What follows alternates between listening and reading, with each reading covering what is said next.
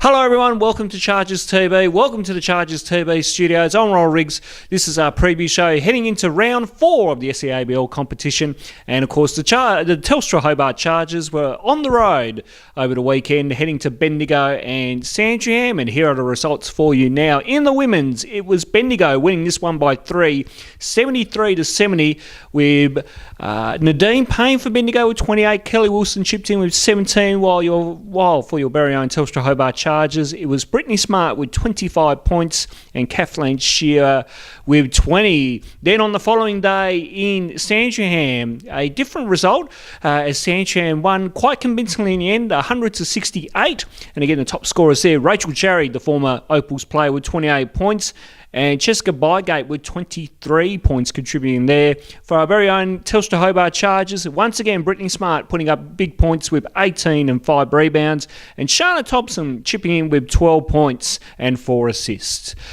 Let's hear from Dwain, Davie, who we caught up with at the end of the road trip to get his thoughts on the weekend. Yeah, look, I think the game against Bendigo, unfortunately, we started pretty slow, and that probably cost us the game, to be honest. I think from quarter time, I think we won the game,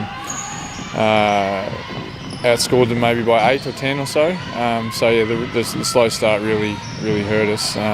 We got some good stuff going defensively, and got some good looks offensively. So I'm pretty happy with how we went from quarter time onwards. But just the slow start really got us. And they're a pretty good team, so it was a pretty good, not happy with the result, but a pretty good effort against a team that's packed with WNBL talent. So we were pretty pleased with that effort, but obviously disappointed to lose. Containing players like Alex Wilson and Nadine Payne was obviously a challenge, and I thought the girls acquitted themselves really well with that. Obviously a few things that we can get better at, and things that really hurt us early that we need to tidy up, but pretty happy with the effort overall. And then Sunday was the opposite. We started really well. I think we were up 15-5 about halfway through the first quarter, and then they jumped us, and we sort of couldn't get our feet from there. Had a couple of patches where we came back and got back in the game, got within two or 4 points or so, and that was pleasing that we kept fighting. By the end of the game, it was just too much for us. I think they brought in Rachel Jarry from previous Opals player, and 2 other players that had just come from the Commonwealth Games for New Zealand and England, I think. So that was a real challenge, and I guess a challenge for our girls to compete with that type of talent. But we showed in patches that we're good enough to do that. It's just a shame that we weren't able to sustain it for 4 quarters. So Dwain, Davie with his thoughts there on the weekend, and now I'm going to bring in my co-host Justin Bryan to come in to give us some thoughts. And JB, obviously, Dwain not happy, but some good signs there, to say the least. Well, you can certainly see the positives there, Ronald. Obviously, coming out in that first game against Bendigo, they were looking very competitive. I mean, Dwain there said himself, besides that slow start, they were really competitive and really won that game. Unfortunately, the final margin is what matters the most. And I mean, obviously, if they're executing offensively, defensively, had some key contributors. Brittany Smart coming into the lineup. Kathleen Shearer still contributing. Good to see that solid leadership there at the top working well. Just unfortunate that in that second game they weren't quite able to do that. I mean, Dwain mentioned there a lot of talent going into that Sandringham side was always going to cause its problems. Maybe some of our younger talent not, being at the level they have been, and even some of our core players not being at the level they have been the past few games. But hopefully they can bounce back in this week's coming game. And of course, they have a rematch straight away against Sandringham, and we're going to get the thoughts of Dwain for this Saturday night now. And the common theme for us is that we seem to be able to score enough points to win, but at the moment we're just not playing good enough defence, and they really hurt us from the 3-point line this week. I think, again, shooting over 50% from the 3-point line, and we gave up over 100 points. So I think that's the second time that's happened this season, and I think in the previous 2 seasons we've only done that once. So the message is that we've just got to get better defensively, better rotations, and get our hand up and contest those shots on the perimeter. I think we're handling the job okay on the inside. We just got to do a better job on the perimeter, and I think they add another player this weekend to their group in Jasmine Simmons, so they'll get stronger again. And we obviously lose a player with Clara going down with a knee injury halfway through that game on Sunday, so that's going to be a challenge. But absolute faith in the group that we have to deal with that. And it's nice to be back on our home floor, and we'll be here for a while now, so we can get into a bit of a rhythm. So looking forward to having another crack at them, that's for sure. So Dwain, with his thoughts there going into Saturday night against the Sandringham Sabres at the Derwent Entertainment Centre. Justin, obviously going to be a tough one for the girls to get this one through. It's going to be an absolute struggle in my opinion, Ronald. I mean, they're going to have to execute on both ends of the floor, that's key. They're going to have to avoid that slow start, that's key. And they're really going to have to make up for the injury with Clara. Not sure how long she's going to be out for, but she's a huge loss. Everyone knows a key signing over the off-season, so to lose her early on is going to be vital to the success of the club. People like Kathleen and Brittany are going to have to continue to step up. Our young core, girls like Josie, someone like Ashana, even a Taya Stevens going to have to step up as well. And some of those other senior heads like a Britt Parker, someone like Kylie McCauley, they're going to have to continue to keep the bond around the team and just keep the hope and the spirits up. I don't know whether they can get the win, but they're sure as hell going to give the home crowd some entertainment. Absolutely. Tip-off is at 6 p.m. at the Derwent Entertainment Centre. We'll take a break and we'll come back with the men's review right after this.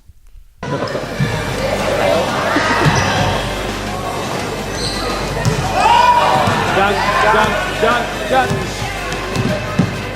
Yeah!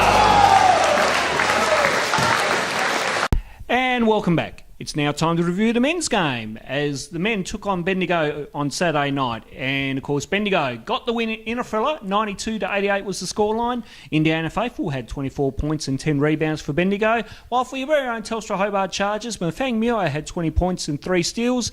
And Craig Moller, had 16 points and 17 rebounds.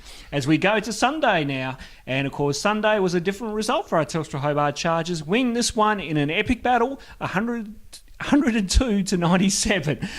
Alistair McDonald top scored for Sandringham with 27 points, while for our very own Telstra Hobart Chargers, a season high for Trey Nichols with 40 points and 7 assists, while Mafang Muo chipped in with 23 points and 6 rebounds.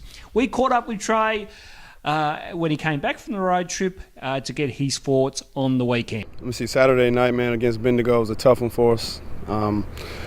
We gave up a 16 to 18 point lead, which I feel like we should have won that game. We had ample opportunity to win it, but the ball just wouldn't fall in the whole second half, and we kind of fell out of sync. But in saying that, Bendigo went on their run, and they didn't let off the gas after that. So hats off to them for the win. Sandringham came out, shooting the ball well. I think at halftime we were both shooting about 50 to 60%. So it was good. It was a good battle. It was a shootout. So it just came down to the end of who was going to get the stops towards the end, and we came up with some big stops. And Craig and Matthew Young and Terry came up with some big plays as well. And all the guys did a good job of helping me get open. And I was able to knock a couple shots down. So down the stretch, man, it was good. It was good to kind of finish a game, and that was one of our keys coming into that Sunday match, is finishing where we started. Trey Nichols with his thoughts there, and obviously Justin, Trey disappointed not to get the win on Saturday, but very happy to turn around on the Sunday to get that win against Sandringham. Yeah, it sounds a lot like they were really confident, obviously, against Bendigo, and they obviously played really well, and it just sounds like that they may have just let that game slip right at the last minute. I mean, you've only got to see there, and it is something that Stewie mentioned, that he's got to have that big three firing in order for them to win, or at least 2 of them. Craig and Mathang certainly doing their bit. I know Trey himself did have 16 points in that Bendigo game. They just weren't able to come out over the top of them. And, by the sounds of it, they woke up, they were focused Sunday, they were ready to go, and more than delivered the desired result on Sunday. I mean, Trey pouring in 40 points. I believe he's now leading the league in total points. So he's been more than an asset and a signing. Mathang certainly hit his straps the last couple of games, the way he's been playing and shooting. Again, we mentioned the big 3, Craig grabbing those rebounds, and even the young guys still contributing. So a great effort from the Chargers to come away 50-50. I mean, we were always a tough team to try and get a win last year on the road. We really struggled, but certainly trying to turn their fortunes around. And I mean, a 2-1 record on the road to start the season, you've got to be happy with that. Absolutely, Justin. And of course, it's a rematch once again this Saturday night at the Derwent Entertainment Centre, as the Hobart Chargers will take on the Sandringham Sabres on Saturday night. And Trey has some thoughts going into that game. Yeah, we can take it as that, but like I said, it's early in the season, and we're going to just continue to do what we do. Not worried about, the next 2-3 games. We're going to worry about what's in front of us. So we'll prepare as always for Sandringham this week. Hopefully come out with a lot of energy, and we know what to capitalize on, what to look for, and kind of go from there and try to get us another win. So, Justin, Trey's obviously training like a bit of a mini 2-game series here. And that's understandable too. I mean, obviously a really tight game away from home for us, and getting the win, certainly a motivational factor for us to come home and really assert ourselves as the team that is better of the two. But certainly a lot of motivation there for Sandringham. I mean, they only dropped it by 5 points at home. I mean, they let one guy score 40 points. As a coach, you'd never be happy with letting another guy run your defence around in circles like that. But again, the motivation for Trey, can he put 40 points on the board again? Can Mathang come out and contribute? Can Craig come out and contribute? Can our younger guys continue to, build the squad as it's been? It's going to be a hell of a game, and treating it like a 2-game series, they're going to be looking to pull the brooms out and get a sweep here at the deck on Saturday night. And of course, Trey is encouraging the public of Hobart to get down and support your very own Telstra Hobart Chargers. Here's that message of encouragement from him now. Yeah, definitely. We definitely encourage the community to kind of get down, support us. The women and the men, of course. It'll be a good, exciting show. I think we kind of put some pieces together over the past week, so it'll definitely be a game to come watch. That's all we have time for in this edition of Chargers TB. We have no interview for you this week, but I can tell you that Taylor Mole will be our special guest in next week's show, so be sure to stay tuned for that interview next week. On behalf of the entire crew here at Chargers TB, we'll see you again soon.